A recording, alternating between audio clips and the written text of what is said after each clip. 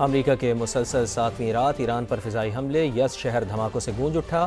اہواز اور لار میں بھی بارود کی برسات، بندر عباس، سرک، جزیرہ قشم اور امیدیہ شہر میں دھماکے۔ ہرمزگان میں 3 افراد جاں بحق، 8 زخمی ہو گئے ہیں۔ ایرانی میڈیا کے مطابق امریکی فوج نے 3 پلوں اور سرنگوں کو بھی نشانہ بنایا ہے۔ ایران کا بھی جوابی وار، کویت، اردن اور بحرین میں امریکی تنصیبات پر حملے۔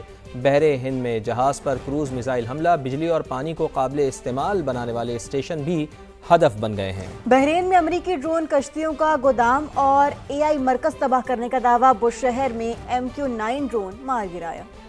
مشرق وسطی میں جنگ کے بادل مزید گہرے، امریکہ کے مسلسل 7ویں رات ایران پر فضائی حملے، کئی علاقے دھماکوں سے گونج اٹھے۔ ایران کے شہر یزد، اہواز اور لار میں بھی بارود کی برسات، بندر عباس، سیرک، جزیرہ قشم اور امیدیہ شہر میں بھی دھماکے۔ امریکی فوج نے 3 پلوں اور سرنگوں کو بھی نشانہ بنایا۔ حملوں کے بعد صوبے میں متعدد سڑکیں اور راستے بند ہو گئے۔ سینٹ کام کے مطابق آبنہ ہرمز کی ناکہ بندی جاری، حملوں کا ایک اور سلسلہ مکمل کر لیا۔ کارروائیوں کا مقصد ایران کی فوجی صلاحیتوں کو مزید کمزور کرنا ہے۔ امریکی حملوں پر ایران کا بھی جوابی وار، بحر ہند میں امریکی جہاز پر کروز میزائل حملہ، کویت میں امریکی تنصیبات، ریڈار سسٹم کو بھی نشانہ بنایا۔ کیمپ اور شہری انفراسٹرکچر پر بھی میزائل داغے گئے، بجلی اور پانی کو قابل استعمال بنانے والے اسٹیشن کو نقصان پہنچایا۔ بحرین میں امریکی ڈرون کشتیوں کا گودام اور AI مرکز تباہ کرنے کا دعویٰ، بو شہر میں MQ-9 ڈرون مار گرایا۔ ترجمان پاسداران انقلاب کے مطابق آبنہ ہرمز میں 2 آئل ٹینکروں میں دھماکے کے بعد آگ بھڑک اٹھی۔ ٹینکر بارودی سرنگوں والے راستے سے گزر رہے تھے۔ ایرانی پاسداران انقلاب نے کہا کہ علاقائی ممالک کو خبردار کیا ہے کہ وہ جوابی کارروائیوں کے لیے تیار رہیں۔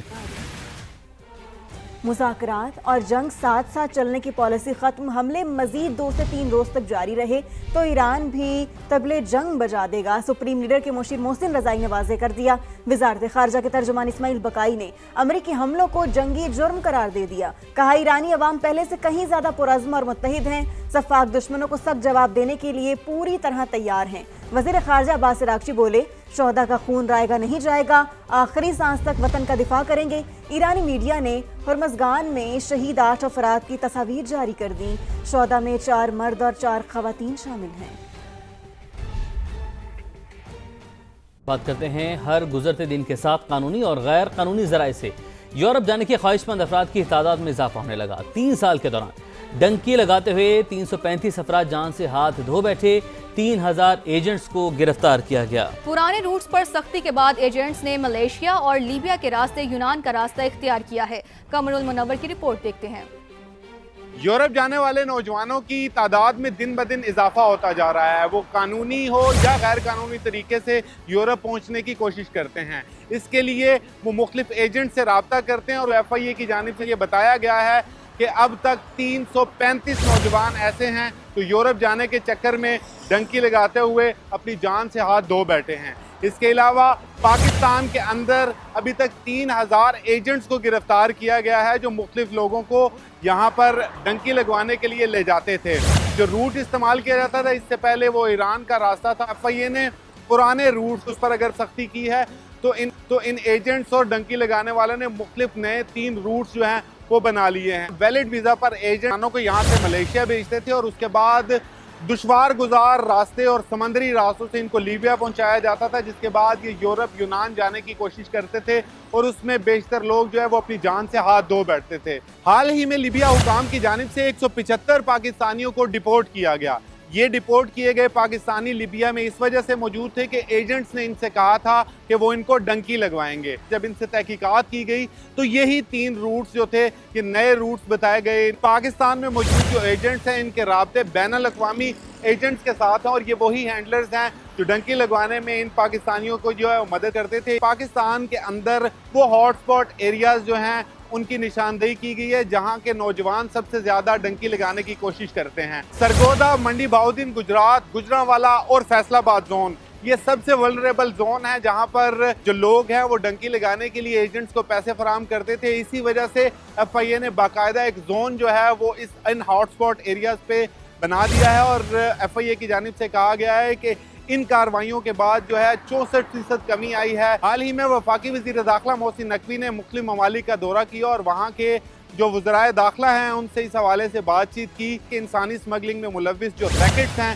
ان کو گرفتار کرنے کے لیے جو ہے وہ کوششیں تیز کی جائیں گی۔ اسی وجہ سے نہ صرف پاکستان بلکہ بین الاقوامی طور پر اب اس ایشو کو جو ہے وہ اجاگر کیا جا رہا ہے اور ایسے ہینڈلرز اور ایسے سمگلر جو بین الاقوامی طور پر کام کرتے ہیں ان کے خلاف بھی کارروائیاں عمل میں لائی جا رہی ہیں۔ موبائل کا زیادہ استعمال بہن کے لیے جرم بن گیا۔ میرپور خاص میں بھائیوں نے اپنی بہن کو موت کے گھاٹ اتار دیا۔ 2 بھائیوں سمیت 4 گرفتار ملزمان نے جرم کا اعتراف بھی کر لیا ہے۔ مزید جانتے ہیں سما کے نمائندے بلال محمود سے۔ بلال، بتائی گئی کیا معاملہ ہے؟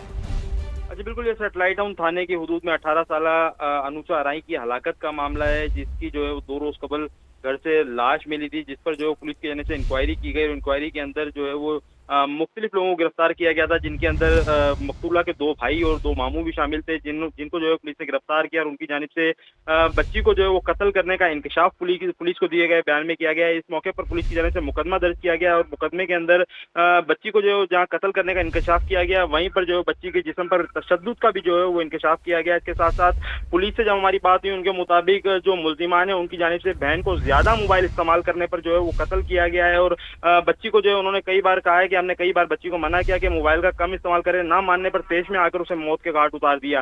جبکہ یہاں پر جو ہے وہ پولیس کی جانب سے مقدمہ جو درج کیا گیا وہ سرکار کی مدعیت کے اندر درج کیا گیا ہے، کیونکہ اس سے قبل جو ہے ورثہ سے جو پولیس نے بیانات لیے تھے، ورثہ کی جانب سے جو ہے وہ اس جرم کو چھپانے کی کوشش کی گئی تھی اور جو ابتدائی بیانات دیے گئے تھے اس کے مطابق بچی کو جو ہے وہ بچی کی موت کو خودکشی ظاہر کرنے کی کوشش کی گئی تھی، لیکن پولیس تفتیش کے اندر جو ہے یہ بات سامنے آئی ہے کہ جو مقتولہ ہے اسے اس کے 2 بھائیوں اور 2 ماموں نے جو ہے وہ مل کر قتل کیا ہے، جس پر پولیس کی جانب سے مقدمہ درج کر لیا گیا ہے۔ جی ٹھیک ہے بلال، اپڈیٹس کے لیے آپ کا بہت شکریہ۔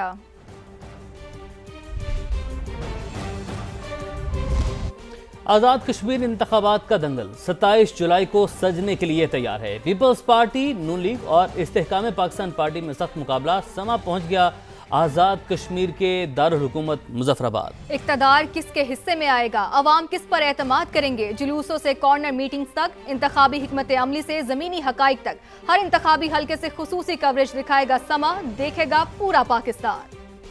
آزاد کشمیر کا نیا حکمران کون؟ سما ٹیم خصوصی کوریج کے لیے سب سے پہلے کشمیر پہنچ چکی ہے، دکھائے گا سما، دیکھے گا پورا پاکستان۔ الیکشن کی سب سے بڑی کوریج ہوگی صرف سما پر۔ خوبصورت وادیوں اور دلکش نظاروں والا آزاد کشمیر کا مظفر آباد ڈویژن، جس میں 3 ضلع ہیں۔ آزاد کشمیر انتخابات 27 جولائی کو ہوگی پولنگ۔ الیکشن کی سب سے بڑی کوریج ہوگی صرف سما پر۔ آزاد کشمیر قانون ساز اسمبلی کے 27 جولائی کو ہونے والے انتخابات کے سلسلے میں انتخابی سرگرمیاں شروع ہو چکی ہیں۔ سما کی ٹیم سب سے پہلے مظفر آباد پہنچی۔ 0 پوائنٹ سے 76 چوک تک، امبور سے 2 میل تک، ہر شاہراہ ہر بازار انتخابی رنگوں سے سجا ہے۔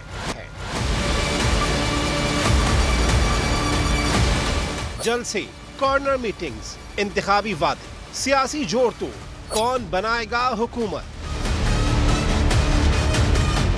کس کے سر سجے گا اقتدار کا تاج، عوام کس پر کریں گے اعتماد، ہر پل کی خبر دے گا سما، ہر حلقے کی نبض، ہر بڑی سیاسی پیش رفت سب سے پہلے، سب سے مستند، دکھائے گا، دیکھے گا پاکستان۔